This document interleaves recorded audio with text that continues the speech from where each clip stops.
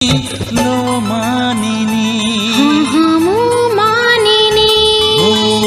ऋतुराजा बसंत तू ऋतुराणी श्रावणी तते नहीं लेखिचिलो गोटे प्रेम कहानी तते नहीं लेखिचिलो गोटे प्रेम कहानी।